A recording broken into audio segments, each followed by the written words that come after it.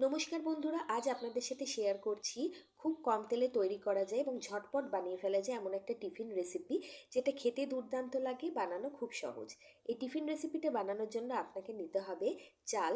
যে চাল দিয়ে আমরা ভাত খাই সেই চালেরই ব্যবহার আপনি করতে পারেন। আমি চালটাকে গরম জলে 1 ঘন্টা আগে ভিজিয়ে রেখে দিয়েছিলাম। আর যে বাটি মেপে চাল নিয়েছি সে বাটিরই নিয়ে নিয়েছি 1 বাটি পরিমাণ সুজি। আর অল্প একটুখানি জল দিয়ে চাল আর সুজিটাকে একটা মিক্সিং জারে দিয়ে প্রথমে ভালো মতো বেটে নেব। জলের পরিমাণ কিন্তু একদমই বেশি দেওয়া যাবে না, যেহেতু চালটা আগের থেকেই ভিজে আছে এবং চালের গায়ে একটু জলও আছে।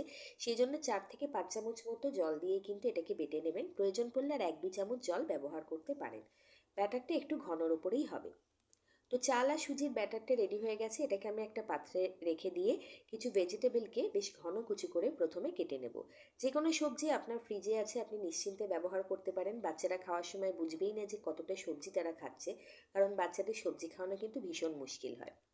একটা হ্যান্ড চপারের মধ্যে আমি দিয়ে দিলাম বেশ কিছুটা পরিমাণে ক্যাপসিকাম, একটা মাঝারি সাইজের পেঁয়াজ, আর বেশ কিছুটা পরিমাণে গাজর আর লঙ্কা। লঙ্কাটা অবশ্যই স্বাদ অনুযায়ী দেবেন, বাচ্চারা যদি খায় তাহলে কম দেবেন।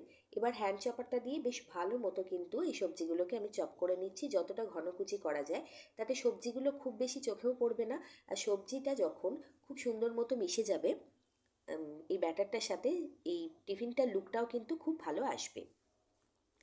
এবারে দেখুন, যে সবজিগুলো সেগুলো কিন্তু বেশ ঘনকুচি হয়ে গেছে। এটা আপনারা হাত দিয়েও করতে পারেন এই কাজটা, সেক্ষেত্রে অনেকটা সময় লাগে। আমার কাছে হ্যান্ড চপার ছিল বলে আমি এইভাবে চপ করে নিলাম। এবার সুজি আর চালের যে ব্যাটারটাকে আলাদা করে রেখে দিয়েছি তার মধ্যে এই ঘন কুচি করা সবজিগুলোকে অ্যাড করে দেবো। বিশেষ কিছুই কিন্তু প্রয়োজন হবে না, যে সবজি আপনি দিতে চান দেবেন।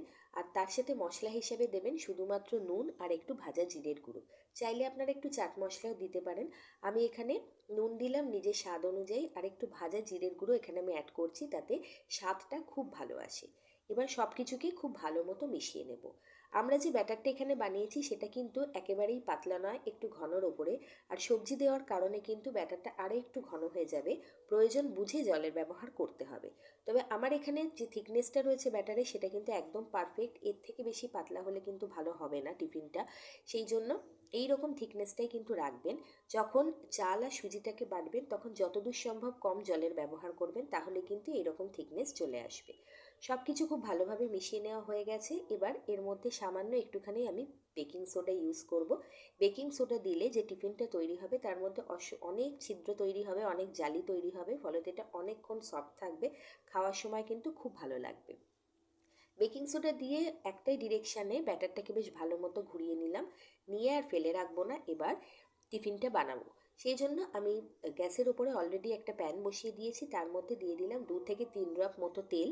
তেলটা দিয়ে ব্রাশ দিয়ে খুব ভালো মতো প্যানের চারিদিকে ছড়িয়ে নেব। আপনারা দেখতেই পাচ্ছেন কত সামান্য তেল কিন্তু আমি ব্রাশ দিয়ে ছড়িয়ে দিচ্ছি। এই তেল প্রায় না বললেই চলে, তেলের ব্যবহার এটা এই টিফিনটাতে ভীষণই কম। খুবই হেলদি একটা অপশান। এতে সবজিও রয়েছে, চালও রয়েছে, পেট ভরা টিফিন এবং যথেষ্ট পুষ্টিকর। এবারে হাতায় করে ব্যাটারটাকে আমি বেশ ভালো মতো ছড়িয়ে দিচ্ছি। খুব বেশি পাতলার ওপরে ছড়াবেন না, একটু মোটার ওপরে আমরা এটাকে ছড়িয়ে দেব, দিয়ে এটাকে ঢাকনা চাপা দিয়ে হতে দেব। যেহেতু চাল আছে, সুজি আছে, সেগুলোকে একটুখানি হওয়ার সময় দিতে হবে। সেই জন্য ঢাকা চাপা দিয়ে লো ফ্লেমে প্রথমে মিনিট খানেকের জন্য ছেড়ে দেব। ধীরে ধীরে দেখবেন অনেক বাবেল শুরু হচ্ছে তৈরি হওয়া, অনেক ছিদ্র তৈরি হচ্ছে। এবার তখনই বুঝবেন যে আপনার টিফিনটা একদম পারফেক্ট কিন্তু তৈরি হচ্ছে। মিনিট খানেক হয়ে যাওয়ার পরে দেখুন এটা খুব সুন্দর মতো তৈরি হচ্ছে। নিচের দিক থেকে সেঁকে যাচ্ছে, ওপরে হালকা একটু কাঁচা ভাব এখনও রয়েছে। আবারও 2-3 ড্রপ তেল আমি ওপর থেকে ছড়িয়ে দিলাম, দিয়ে টিফিনটাকে ফ্লিপ করে দেব। দিয়ে নিচের দিক থেকে 30 সেকেন্ডের জন্য একটু চেপে চেপে ভেজে নেব। ব্যাস, তাহলেই কিন্তু এরকম মুখরোচক, স্বাস্থ্যকর, পুষ্টিকর একটা টিফিন আপনি পেয়ে যাবেন। ভীষণ লো অয়েল রেসিপি, অনুরোধ করব অবশ্যই বাড়িতে বানানোর জন্য। বানালে কেমন লাগলো আপনার প্রিয়জনদের আমাকে কিন্তু কমেন্ট করতে ভুলবেন না। ভালো লাগলে বন্ধুবান্ধব, আত্মীয় পরিজনদের সাথে শেয়ার করার জন্য অবশ্যই অনুরোধ করব। আর সর্বোপরি অনুরোধ করব ইএইচ কুকিং চ্যানেলটাকে সাবস্ক্রাইব করে আমার পাশে থাকার জন্য। এরকম অনেক zero oil recipe, no oil recipe, low oil recipe আমার চ্যানেলে অলরেডি আপলোডেড আছে, যেগুলো প্রত্যেকটাই মুখরোচক আর খুব কম সময় তৈরি করে ফেলা যায়। আপনাদের আশা করি ভালো লাগবে রেসিপিগুলো, সেই জন্য চ্যানেল ভিজিট করার একবার অনুরোধ রইল। সেকেন্ড যে টিফিনটা সেটা আমি বানিয়ে নিচ্ছি। দেখুন এটার মধ্যে কত জালি তৈরি হয়েছে, কত ছিদ্র তৈরি হয়েছে, এবং এই ছিদ্র যত বেশি তৈরি হবে এটা কিন্তু তত তাড়াতাড়ি বেক হবে, তত তাড়াতাড়ি কিন্তু এটা রেডি হয়ে যাবে। ওপর থেকে আবারও একটু তেল দিয়ে এটাকে উল্টে দিলাম, দিয়ে নিচের দিকটা হালকা করে ভেজে নিলেই কিন্তু টিফিনটা রেডি।